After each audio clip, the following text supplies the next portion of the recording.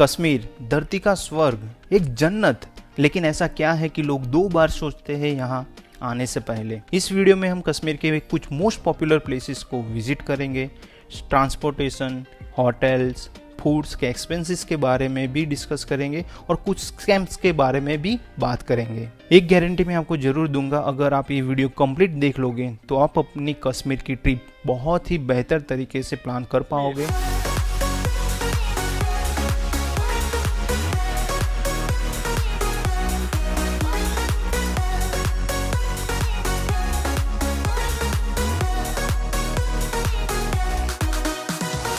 अगर आपने कश्मीर सीरीज़ के मेरे सारे वीडियोस देखे होंगे तो आपको पता ही होगा कि हमने कश्मीर एक पैकेज थ्रू ट्रैवलिंग किया था, जिसके बारे में हम बाद में बात करेंगे। लेकिन हमारा पैकेज 6 नाइट एंड 7 डेज़ का था और हमने एक दिन एक्स्ट्रा भी ऐड करवाया था हमारे हिसाब से ट्रैवलिंग करने के लिए, जिसकी वजह से हम ये जान पाए कि एक दिन का कितना एक्सपेंस हो सकता है और हम कैसे मैनेज कर पाते हैं। तो चलिए इस खूबसूरत जर्नी की शुरुआत करते हैं।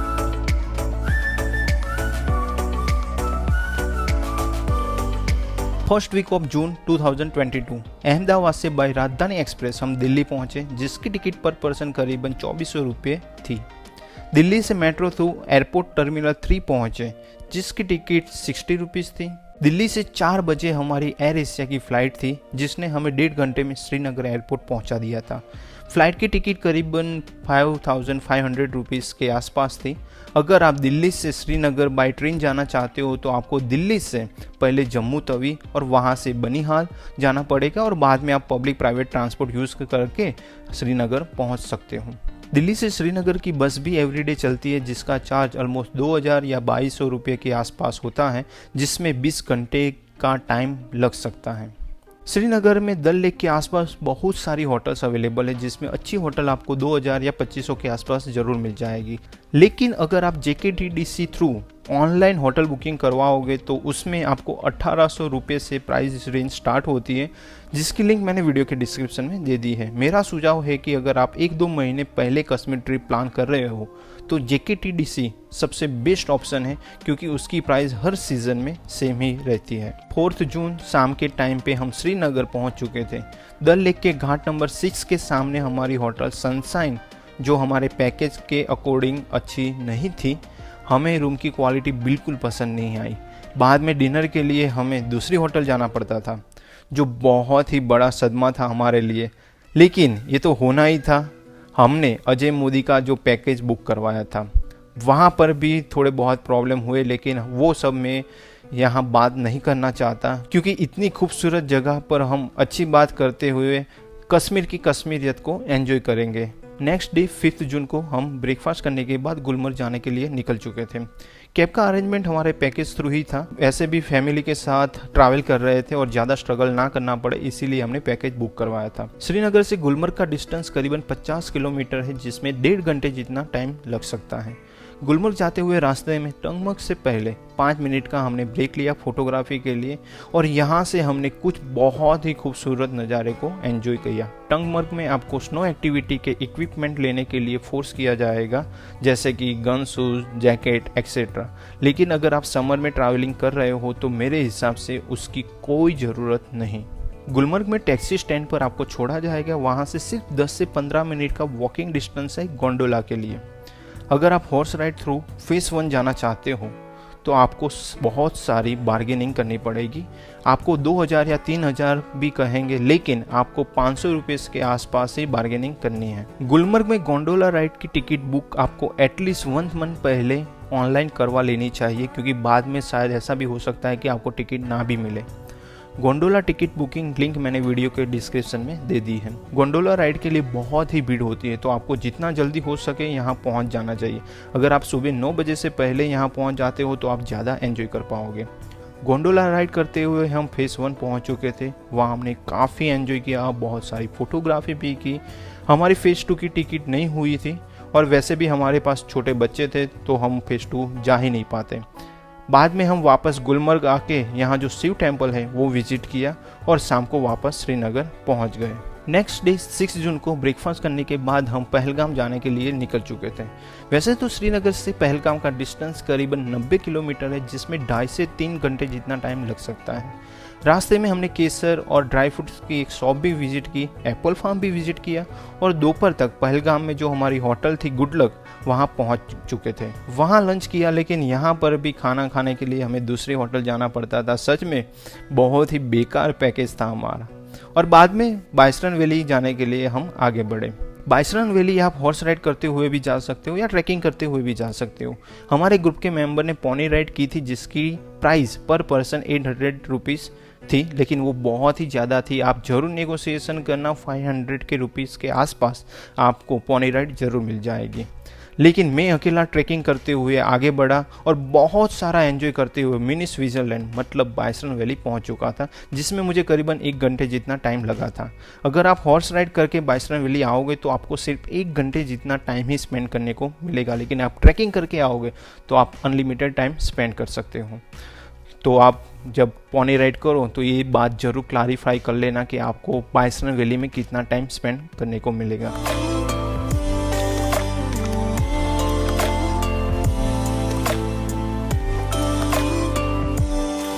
नेक्स्ट डे 7 जून को हमें ABC वैली विजिट करनी थी, सो हमने hotel manager through cab book करवाई। वैसे भी यहाँ टैक्सी रेट फिक्स होता है तो आप वो कर सकते हो। तो सबसे पहले हम पहुँच गए बेताब वैली, जहाँ एंट्री टिकट पर पर्सन 100 रुपीज़ है। बेताब वैली सच में बहुत ही खूबसूरत जगह है। बेताब वैली पहले हाजन वैली या हागन वैली के नाम से जानी जाती थी, लेकिन जब सनी देओल और अमृता सिंह की मूवी बेताब के बाद लोग इसे बेताब वैली के नाम से जानने लगे। यहाँ करीबन 1 घंटे जितना टाइम स्पेंड करने के बाद हम आगे बढ़े चंदनवाड़ी की ओर। चंदनवाड़ी पवित्र अमरनाथ धाम यात्रा के लिए बेस कैम्प है और यहाँ से अमरनाथ केव का डिस्टेंस करीबन 32 किलोमीटर है। यहाँ पर एक ग्लेशियर है जो टूरिस्ट विजिट करने आते हैं। अगर आप इस जगह के बारे में और भी कुछ जानना चाहते हो तो मेरे कश्मीर सीरीज देख सकते हो। लास्ट में हमने विजिट किया आरू वैली। वैसे तो यहाँ बहुत सारे प्लेसेस है विजिट करने के लिए, लेकिन जिस टैक्सी में हम आए थे उसमें 1 घंटे का टाइम लिमिट था। तो मेरे हिसाब से अगर आप पूरे दिन का टैक्सी बुक करवाओगे तो आपको अच्छा रहेगा और सारे प्लेसेस आप बहुत ही आसानी से अच्छी तरह से विजिट कर पाओगे। सच कहूँ तो आरू वैली आपके दिल जीत लेगी, एक ऐसी खूबसूरत जगह है।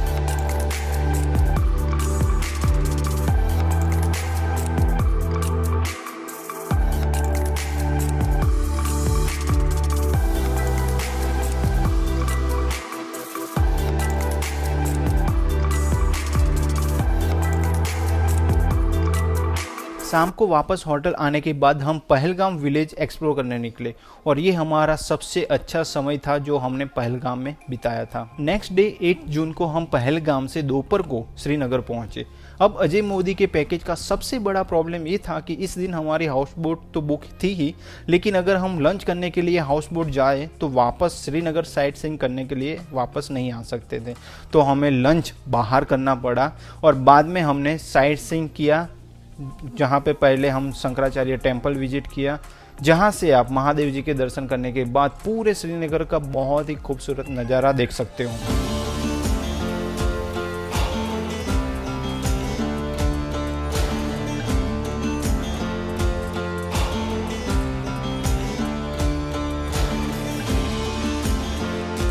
बाद में हम पहुंचे निषाद गार्डन विजिट करने, लेकिन उससे पहले हमने यहाँ पे जो शॉपिंग कॉम्प्लेक्स है वो विजिट किया, वहाँ थोड़ी शॉपिंग की और बाद में निषाद गार्डन विजिट किया, जिसकी एंट्री टिकट पर पर्सन 24 रुपीज़ थी।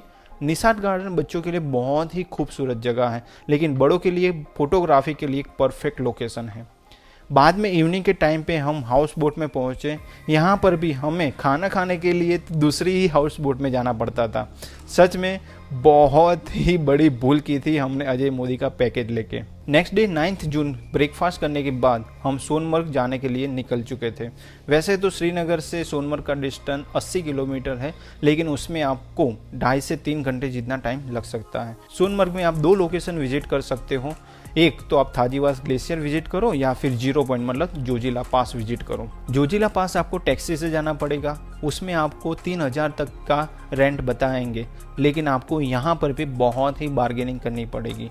यहाँ पर भी आपको फिक्स रेट गवर्नमेंट रेट के नाम से लूटा जाएगा। हमने सोनमर्ग में थाजीवास ग्लेशियर विजिट किया था। हमारे ग्रुप के मेंबर ने पोनी राइड की थी, जिसका हमने पर पर्सन 700 रुपीज़ पे किया था। मैं अकेला ट्रैकिंग करते हुए सिर्फ 1 घंटे में थाजीवास ग्लेशियर पहुँच चुका था। सोनमर्ग में अगर आपके पास समय हो और आप ट्रैकिंग करने के लिए कैपेबल हो तो आपको चलते हुए ही जाना चाहिए। आपके रास्ते में इतने सारे खूबसूरत नज़ारे आएंगे कि आप वही देख के खुश हो जाओगे। तो वहाँ पे ट्रैकिंग ज़रूर करना।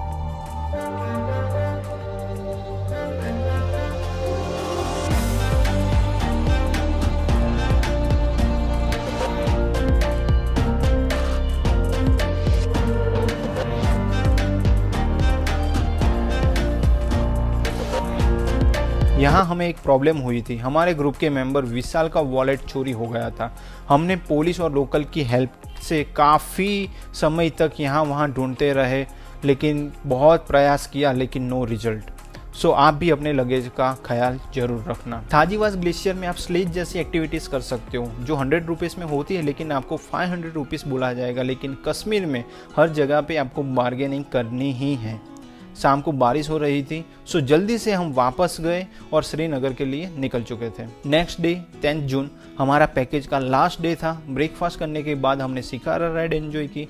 हमें 6 व्यू पॉइंट के 2000 रुपये बताए थे, लेकिन हमने पैकेज में जो 45 मिनट्स की राइड फ्री होती है वही सिर्फ एंजॉय किया।